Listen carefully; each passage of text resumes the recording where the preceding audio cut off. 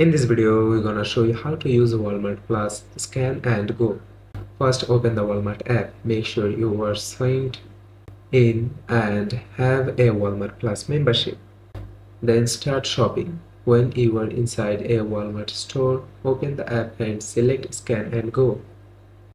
After that, scan items. As you shop, scan the barcode of each item you want to purchase using your phone's camera.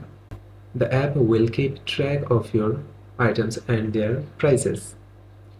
Then review and pay. Once you are finished shopping, review your cart in the app to make sure everything is correct. Then select your payment method and complete your purchase. And the last one is here to self checkout. Go to the self checkout area and scan the QR code that appears on the screen. This will confirm your purchase and allow you to leave the store quickly.